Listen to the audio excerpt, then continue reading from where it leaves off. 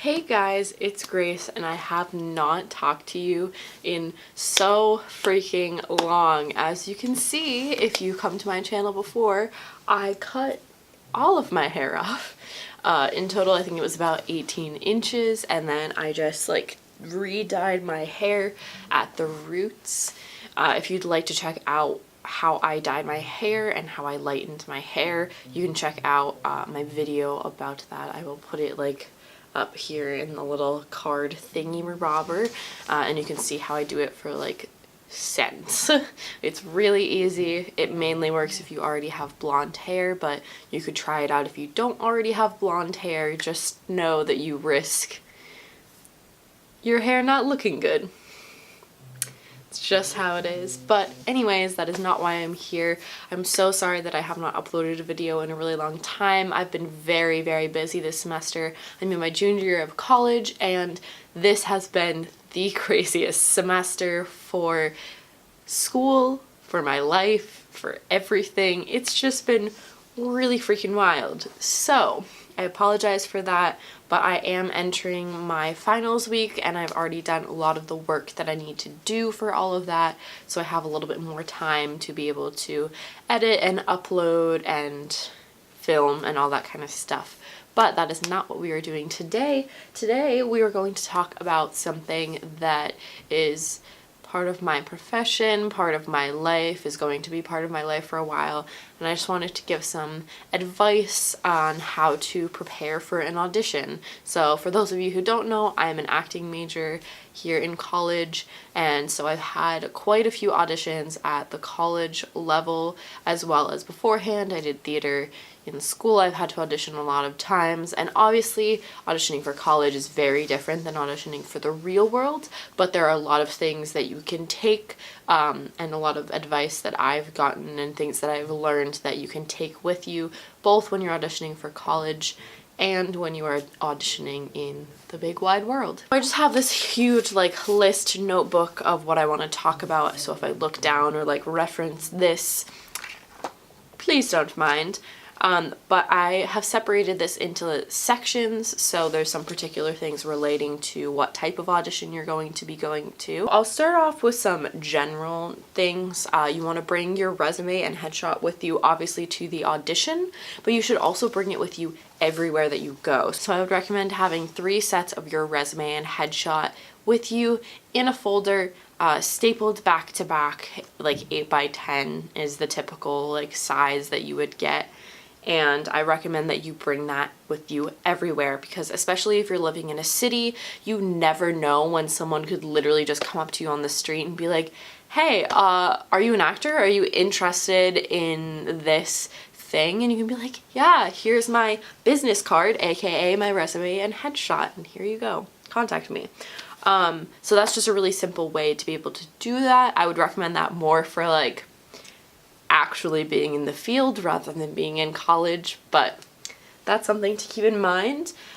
You always want to be positive in and out of the audition room, so that's something that can be like very, I don't know, some people can be like snobby in the audition room. When you walk in to wherever you're auditioning, that is when your audition starts. So it starts with the people at the front desk, it starts with your fellow auditionees around you. You want to be polite and kind and respectful to everyone around you, because honestly, sometimes they do shady things, like they have like the director or like a producer sit at the desk and check you in to see what type of person you are. And like, that may sound weird, but you know, you would just want to be kind to everyone, and like in life you also want to be kind to everyone, so keep that in mind, that you're kind and respectful to those around you, and you know, you don't want to be distracting to other people, you don't want to be disrespectful to someone who may be like calling out numbers, you don't want to be loud, that kind of stuff, because there may be like other rehearsals going on in the area that you're auditioning at, all that kind of stuff. Just be respectful. Same thing goes for college auditions, auditioning for college and auditioning in college. You know, everyone's nervous. It's good to have like some kind of conversation with other people, but you also want to be sure that you're focused and that you're ready to go when they call you into the audition room. You always want to get there early. there's this like saying that I've learned from my time at NSLC. 10 minutes early is early. 5 minutes early is on time, and on time is late. So you always want to be to your audition, I would say, at least a half an hour early, especially if they are running early. That can be a big thing. I always go to any of the like college show auditions that I have like a half an hour early, because you know, someone could have taken 2 minutes in the audition room rather than 5, and now they're just calling people, and it really racks up very fast if they end up letting everyone out early. So you want to be sure that you're always there on time and ready. And sometimes if the person who is supposed to be there in that slot next isn't there, they'll just go for the next available person, which could be you, and you always want to be ready to make a good impression, be there, ready to go and ready to work. And that's also another aspect of getting there early, is that you have time to warm up and stretch. And you should have done this before you got into your audition, like on the way there, before you leave your home, that kind of stuff. But even just being there with a little extra time, it always makes me feel less rushed, a lot more comfortable, and I feel like I can do what I need to do to get myself ready. So the first thing I'm going to talk about is monologues in auditions. So you may have like different types of auditions. You may have a dance audition, you may have a singing audition, you may have an acting audition with a monologue, or an acting audition with a side. So I'll talk about monologues first. So with anything that you can access beforehand, before your audition, you want to try your best to memorize it. Sometimes that's really hard if you get it like the day beforehand, or you're not really good at memorizing things quickly, or it's like a style like Shakespeare, like Greek style or something like that, where it's older and the language is a little bit different, and sometimes for a lot of people harder to memorize. You want to make sure that you try your best to memorize. The thing that's going to do, it's going to impress them because you took the time to memorize it. It's going to impress them because they're going to be able to see your face, and you're not just going to be head down into your script the entire time. But feel free to bring your paper if it's not memorized, or if you're not required to memorize. If you are required to memorize it. If they say, you know, here it is, you don't have to memorize it. If you'd like to, you can. Try your best to memorize it, but feel free to bring the paper if it's going to mess you up, or if them telling you to do it a different way is going to mess you up. That's another tip, is when you're memorizing, try to memorize without any like blocking, any intonation, nothing, so that you will know it even when, which they will ask you to, when they ask you to do it differently or change something up. I'm definitely going to do a video on like memorization tips and all that kind of stuff, so I'll talk more about that then, but try to have it memorized. Another thing is to be honest. Honesty is like the best policy with acting, I find. So if that takes you pulling from previous experiences to understand how this character feels and thinks, and what they want, then that's the kind of honesty that I would look for. And just like go with the flow. If you are reading it cold reading on the spot, just try your best, and just see what happens. You know, you want to practice it beforehand if you have it beforehand, but just make strong, bold choices. A lot of the time, all they're looking for is that you can take direction, one, and that you're making bold, strong choices as an actor. I think that's like two of the most important things that I've seen from all of my auditions so far, and what they want. Obviously, make sure you're having variation, change in your piece. I could do a specific video about monologue work if you'd like, but you want to have, you know, a character arc. You're starting somewhere in the beginning. You want to end somewhere else at the end. You don't want it to be monotone the entire time, because we're not monotone as humans. Focus on your objective, what do you want from the other person, and remember that there is another person in the room with you. Even if you're doing a monologue, you are always talking to someone else. That is really all I wanted to talk about monologues. I can do another video about specifically monologue work and how I focus on monologues, but that's really it. You want to always also make sure that you're like not, this is for everything, but you're not like looking directly into the eyes of the people who are watching you. I always do a good like above the head, just because like some people like the staring, but most people don't want to be stared at in the eyes when you're auditioning. If you have a scene partner that you're reading with, as we'll see in sides, you can focus on them as well. Okay, so next I'm going to talk about sides, which are basically scenes that you get either a little bit before your audition from the play, or right there, right before you get into the audition, or physically in the audition.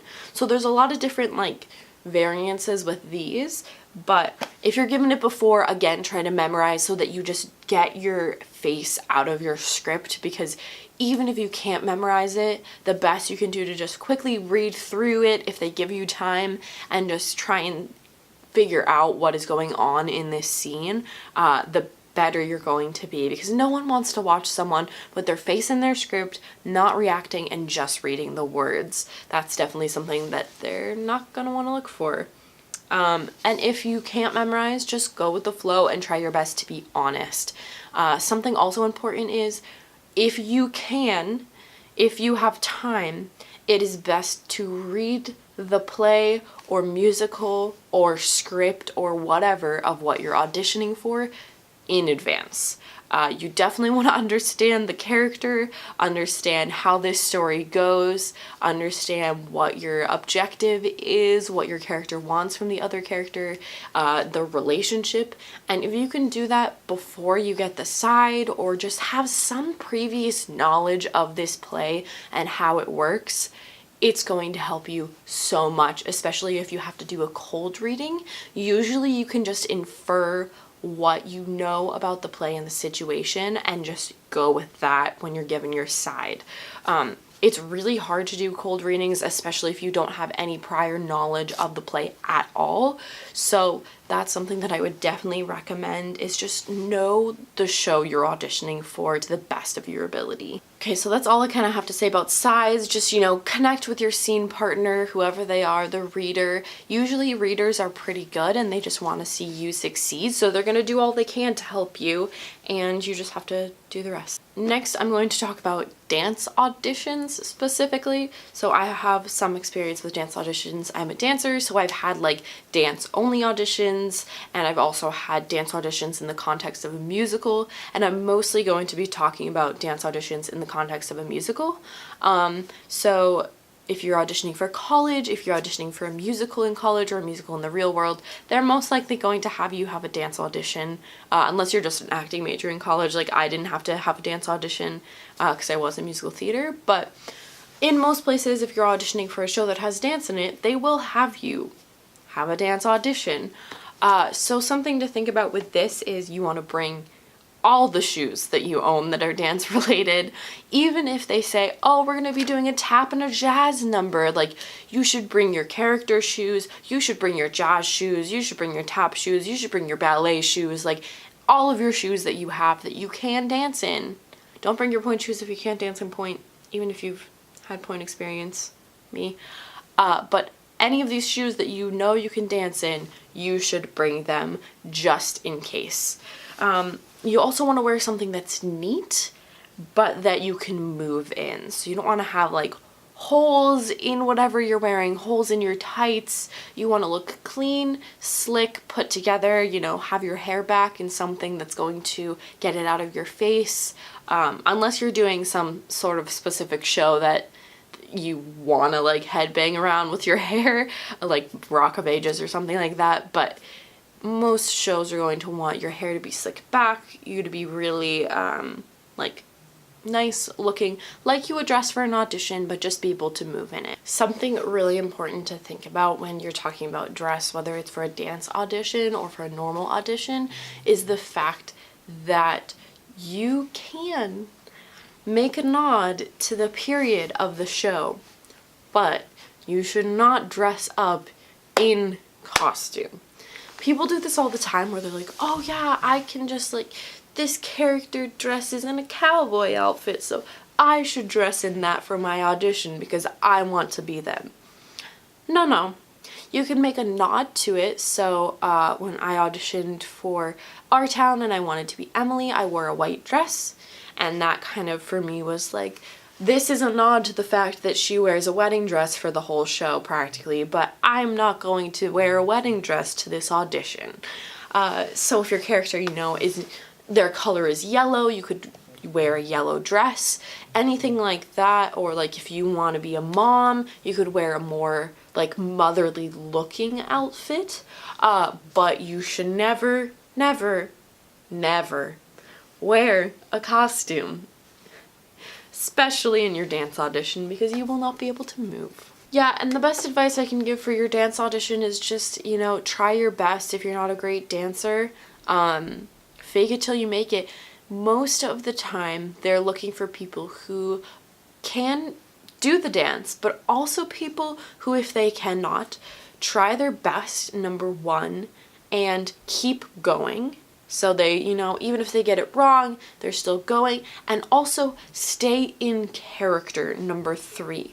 This is probably one of the most important things, because if they see that you, even if you have no idea what these dance moves are and you've tried your best to do them, if you are in character and you are giving it your all, even though you don't know what you're doing, they're gonna see that and they're gonna go, okay, I can work with that, because they already have the face. A lot of the times people, just from my own experience, I know this as a dancer, you just go into like dance face, where you're just really monotone looking and you don't have any expression and you don't have any like emotion or anything, no quality of character, but your dance looks great, but your face looks terrible.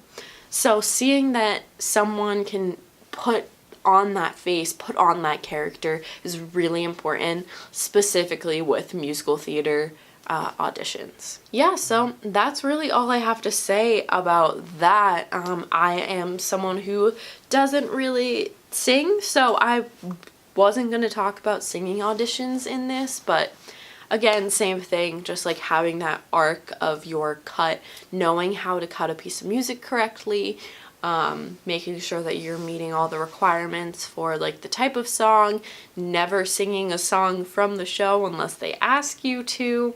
All that kind of stuff is super important for singing auditions, but I don't have as much knowledge on that, so I'm not going to pretend that I do. Anyways, I hope you guys enjoyed this video and that has given you some information, some advice, some tips for how you can do your next audition and what you may be stumbling or struggling with. If you guys have any questions, go ahead and leave them down below, or if you have any advice or things that I didn't touch on or things that you disagree with, please let me know down below and we can have a conversation there. Anyways, I hope you guys enjoyed this video. If you did, please give it a thumbs up and subscribe down below. If you'd like to check out my previous video, it is on this side of the screen, and my previous vlog is on that side of the screen. Hopefully I will be making more videos for you guys. Can't promise anything, but I will try my best. I hope you guys are having a wonderful day, and I will see you in my next video. Bye!